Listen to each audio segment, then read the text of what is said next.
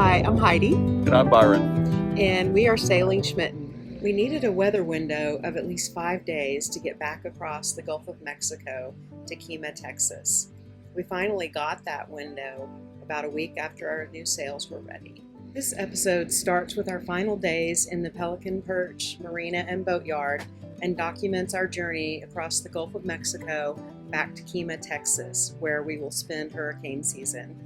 We got to sail out on the summer solstice, which was pretty cool. It's another really hot day here in this shipyard, but wow, we've got something very exciting. Can I get a drum roll? 2 new sails. You can see the Genoa in the back and the mainsail right there. Can't wait to use them. We've had such a great sail today, so peaceful. Our new sails are so crisp, and we've been getting really good speed, 5 to 6 knots the whole day and only about 11 knots of wind. So we're going back to the Fort McRee anchorage. I guess it's kind of become our home.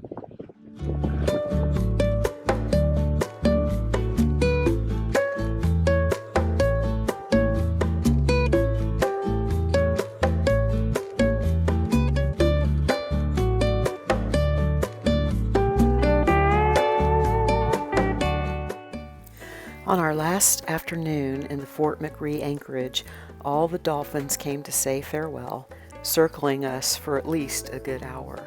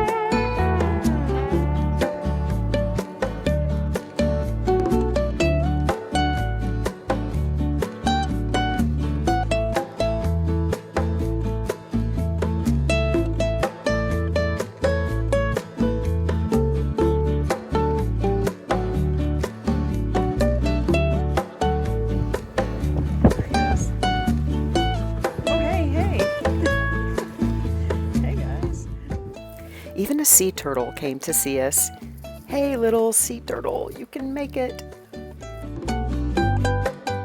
Here at the Coast Guard station is where our autopilot went haywire one day, and we did a complete 360. I'm sure they were impressed. Bye, Coast Guard.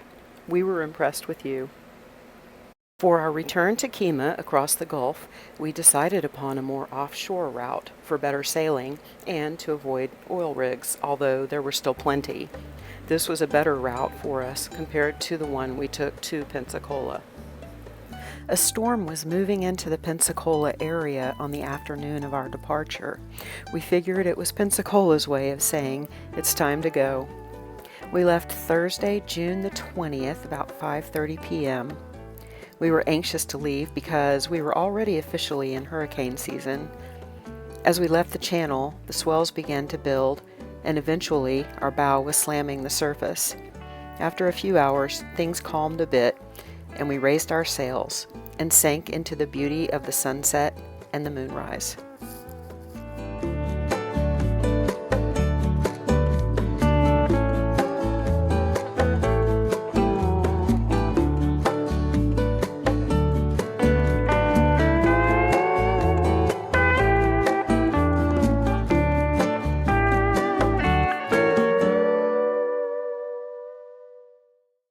Our first night's passage was lit by the moon, and conditions were as forecasted.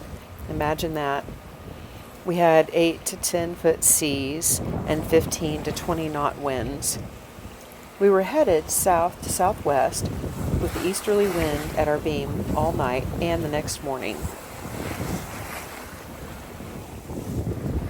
The water was a beautiful cerulean blue, peaceful and relaxing. In the afternoon, the seas went to 6 to 8 feet with continued 15-knot winds. We continued our trolling lines, hoping to catch a nice fish big enough to keep. We were super excited to finally get a mahi, or dolphin fish, although it was too small for a meal, so we released him. It's very hard to fillet a fish that beautiful anyway. Oh, it's a dolphin fish!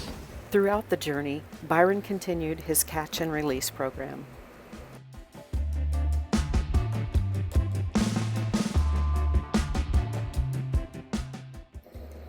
Later in the afternoon, we got a dolphin pod escort once again.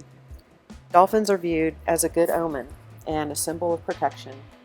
I just love their playfulness.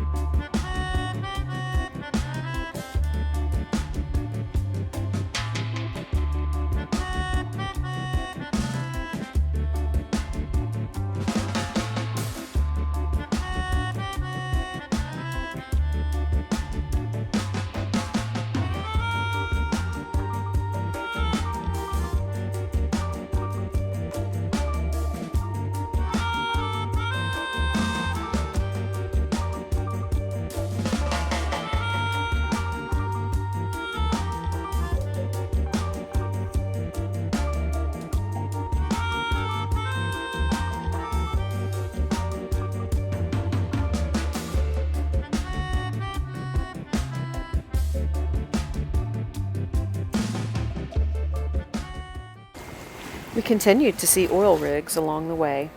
We were traveling about 100 nautical miles offshore most of the journey. The end of day marker, the sunset came again. I'm always surprised and touched by the beauty. We welcomed the glowing full moon for our night's travels. We keep a red light on in our cockpit to help preserve our night vision. Many of these rigs are lit up like cities in the distance, which is very helpful.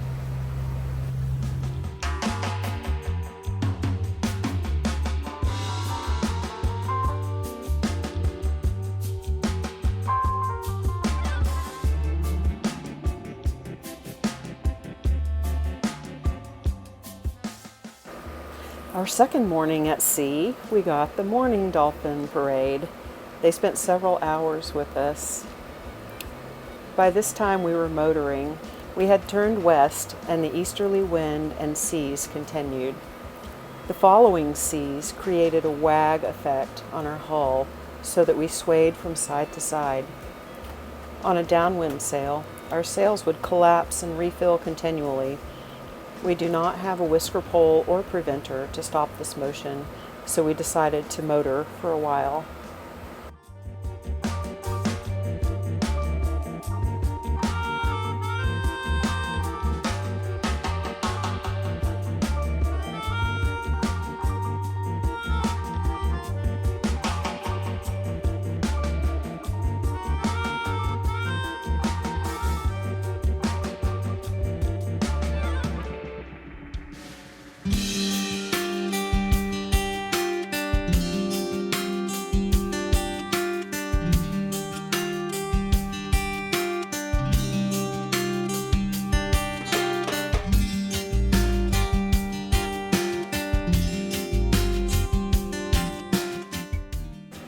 The sea suddenly turned to an aqua color, although our depth had not changed.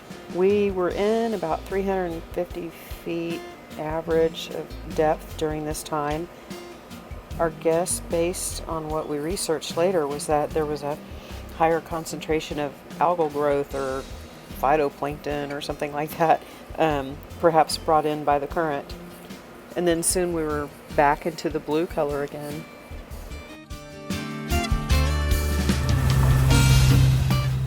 The following seas continued as we headed west. I personally did not like the side-to-side sway. It was very hard for me to sleep in these conditions. But the sea does what the sea does. It's not about me.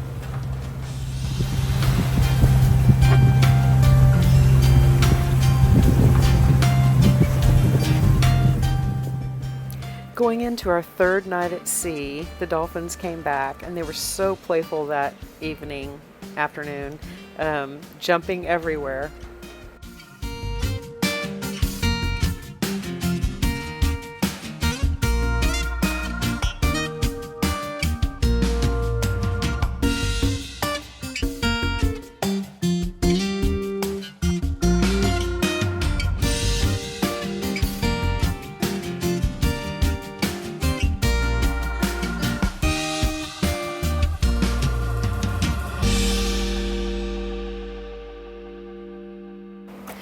Our gimbaled stove is hard at work, boiling water for our tea.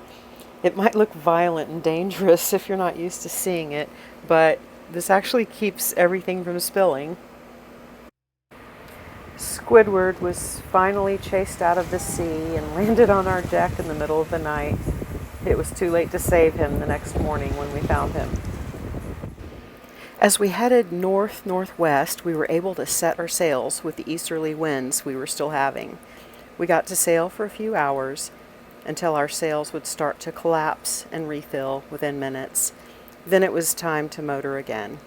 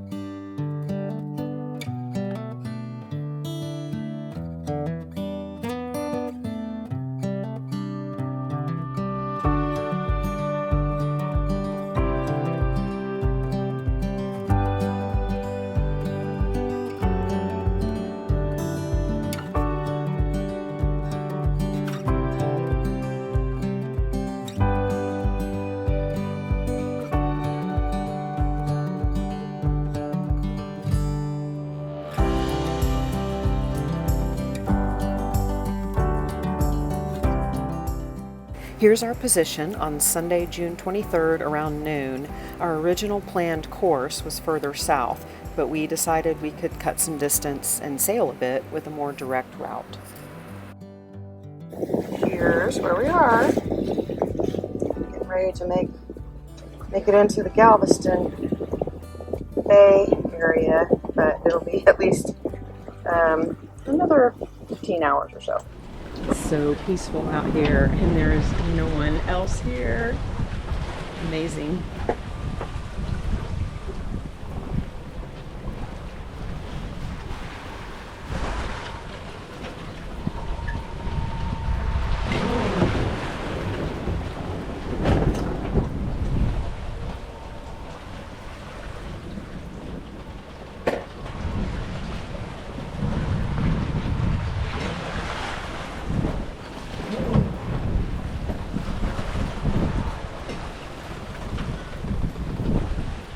We approached the Houston ship channel shortly after midnight, with ships everywhere.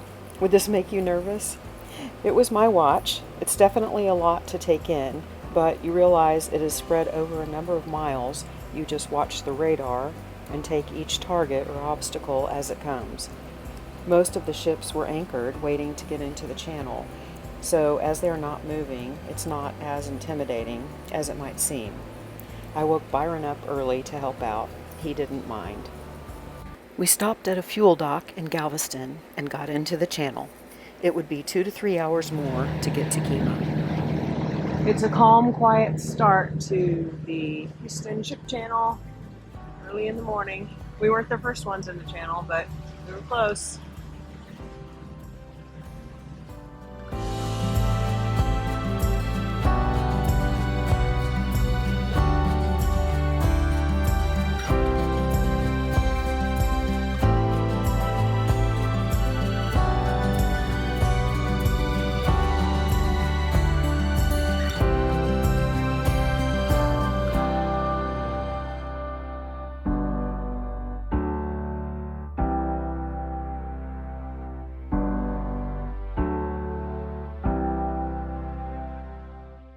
After 89 hours on the water, we were approaching our marina home for the hurricane season. Cleaning the salt off of everything would keep us busy for a few days. This is an interior cabin door. We will try again to get to the Bahamas next January, but until then, it will be great to be back in Texas, our Texas, where we can enjoy our family and friends.